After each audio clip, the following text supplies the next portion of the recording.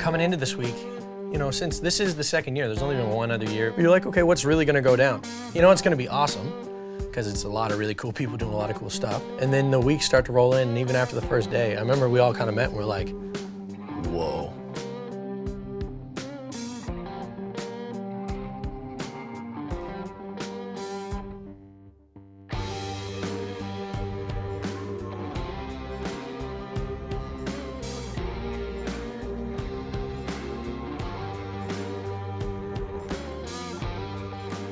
My name's Luther Mallory. I'm a performance coach, call it a live music producer. What it is essentially helping artists access more of themselves on stage and separate more from barriers like self-judgment, self-critique, whatever it is that is a negative force in the artist's performance.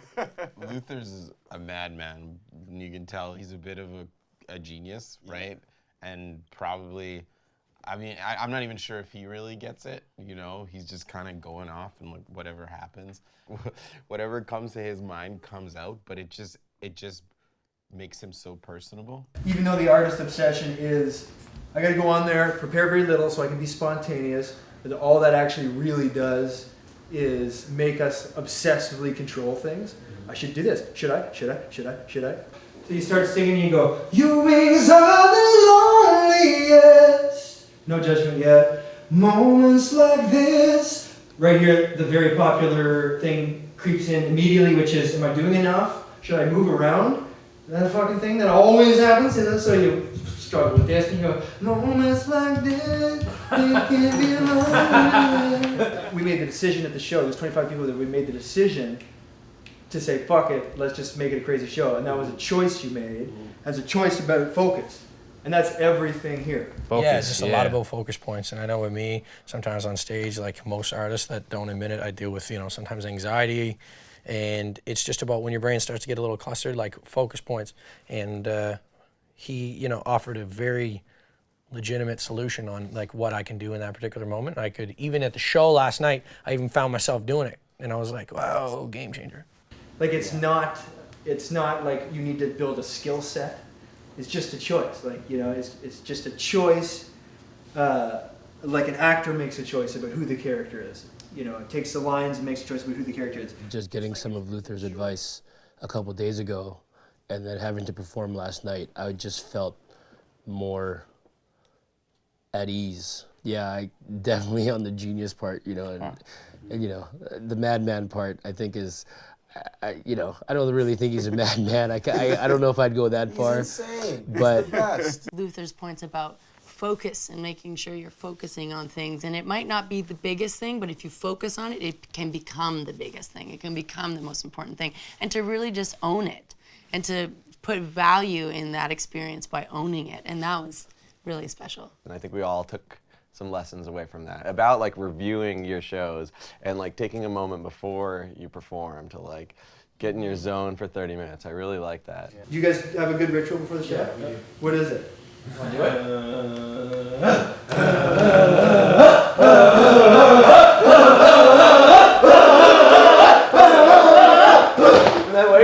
And then they would come in like this. And we go, they may take our lives, but they will never take our freedom! And then break, and then we leave. Yes! And then we go on stage. Is that the extent of the ritual? Yeah. Yeah. Okay, let's talk ritual. Okay, a ritual's got to be at least 25 minutes long. Why? Because everything sucks to do for 20 minutes. Every task in the world is terrible until you hit the momentum with it after 20 minutes. Yeah, very true. So that's a good ritual for a quick little pump up. Yeah. But if you can make your ritual 30 minutes long before and fill it with stuff that you know is going to work. Like you've got a private moment, Matt, in that half an hour where you defeat that psychological issue there. And you do it deliberately beforehand. And same for you go, you know, just be done with it there and just be that intense about it. And part of your half an hour ritual warms up your instrument, like you probably do. Part of it warms up your body.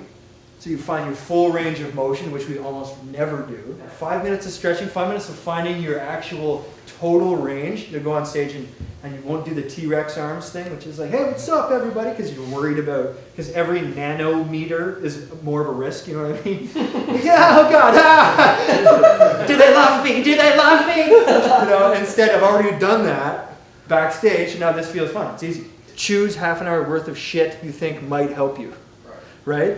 And then you do the data, did that help me? And on the second show, you take out the stuff that didn't work and you add something else. Half an hour of getting the body warmed up, the instrument warmed up, the voice warmed up, the communication warmed up, all to go on stage and go, okay, I got a pretty clear head, so I can start with the simple thing and stay there, rather than come on stage swimming in shit, like so much stuff, and having to narrow it down. That's kind of that's the beauty of ritual.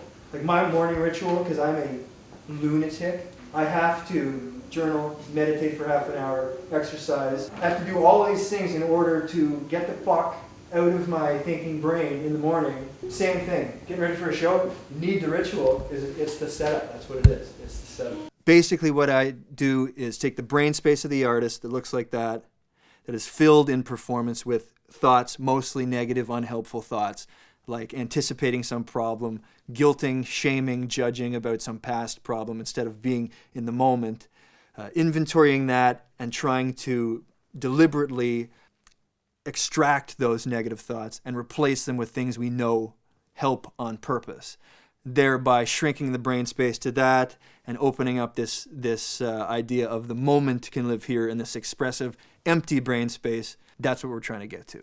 Oh yeah, that was awesome. He's just telling me to think about how I wrote the song, how I wrote a song, like the emotion of the song, instead of thinking about the pitch of how my voice is sounding and stuff, or thinking about some random dude staring at me, not looking like he's not having fun.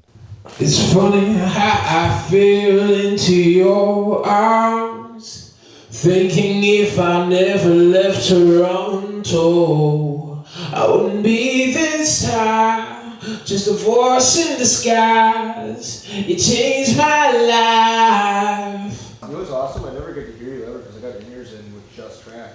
You were way better than me. He's good, eh? I did not hear him on stage ever. You're a good man. Okay, what do you think about doing that? What was I thinking? Yeah. Nothing. Okay, good. That's what we get. Okay, totally fair. That's often the case. What you're doing is you're listening to the pitch to make sure you hit pitches. Yeah, that's what. And style, right? And I can hear you doing that. And that's the singer obsession. Listen to the voice, because you want to hit the pitches, you want to make sure it sounds good. But the voice is just the styling of the message, right? So you're focused on the style of something, which is meaningless without the message. So if we do this switch, and you this time listen to the message. So all you have to do is focus and hear the words. So every syllable, and what it's going to do is going to reconnect you to the message of the song and its importance. It's going to drive the emotionality because you're actually hearing your words. Like I have to listen to my words when I'm having a conversation with you because I have to choose them, so it's important. In doing so, I don't know what the chart meant, but it unburdens it. It unburdens the voice. We're going to hear it happen. You and I were meant to be. Our love lasts history. Our bond is strong. I bet you never knew. How does that feel? Way better. Okay, so everything about that is glorious. Okay, so stay there. We met on Ocean Avenue,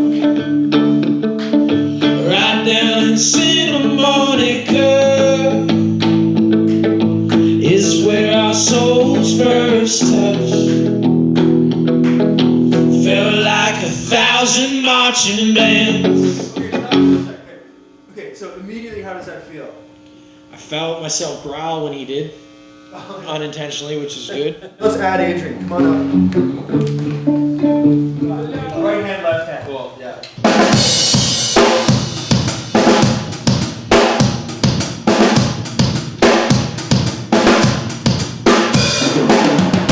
Can you feel that push and pull?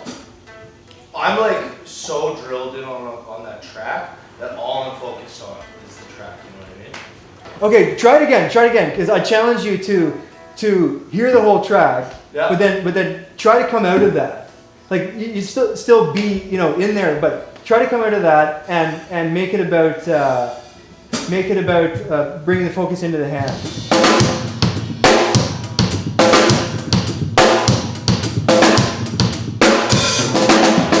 Coming from listening to feeling your hands. Were you able to do that? Yeah, definitely. Okay. I felt like my consciousness of the dynamic of my hats changed a lot. Definitely. Totally did. Totally. You just weren't hit. You could tell that you weren't just. I wasn't being so hitting the drum. hat. I wasn't being so drum machine. Yeah, a you little could bit more tell. You could feel humanized. the. There was, because there's nuance on the snare before it's ka-ka, ka-ka. And that time there was some nuance, yeah. So that's interesting. And that's what we're trying to set up is the idea of switching the focus. Whether or not that's what you do is important. You'll decide on your own, you know. What's the strength for you? It's cool because they really become like a unit now. Like, Yeah. different. It's not like everyone's just focused on their own thing. Yeah. Everyone's just like, I don't know. No, that's good because it shrinks what you're thinking about so much. Yeah. And leaves so much room for expression. Yeah, it opens up band communication too. Yeah. Because there's space in your brain that time, right? You go, oh yeah, just do this. And then a majorly powerful anchor to explore at rehearsal too is have full rehearsals dedicated to, like, where the set is about communication. Those rehearsals are amazing. There you go. Let's not worry about presence, not worry about pitch, let's not worry about structure, any of that. Let's make it about, like, eye contact the whole time and just, like, loving that we're in a band with each other. That's cool. It's so powerful to do that. Bring your feet up, I'ma bring the heat. You can bring the party, I'ma bring the speaker. We can kick it all now, you can call me FIFA. Busting all these jumps up, I lost on each cheaper. Run up in this spot and put you in the fever. Throw some ninja dust in that moose like see ya. Wouldn't wanna be ya. Twist up your face.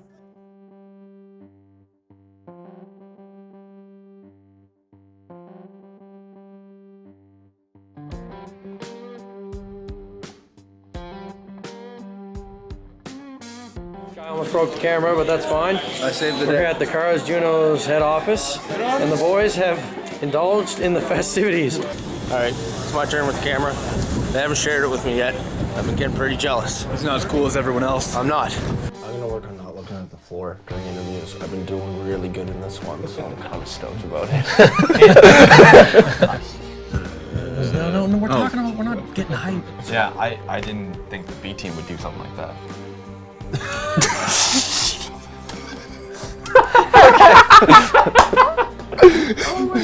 They don't get what we're talking about. They don't, no, was a joke by our manager. He's very funny, but we were in Calgary doing a show.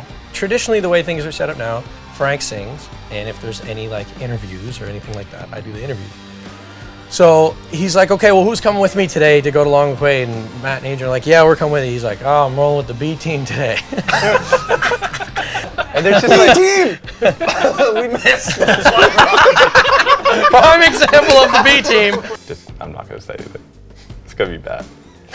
Please I was gonna don't. say that. Like, No, don't. No, just you. Is that a B team? B team. That's when the A team makes the executive decision to shut down the B team. Oh God. Oh, come on. Are we taking photos now?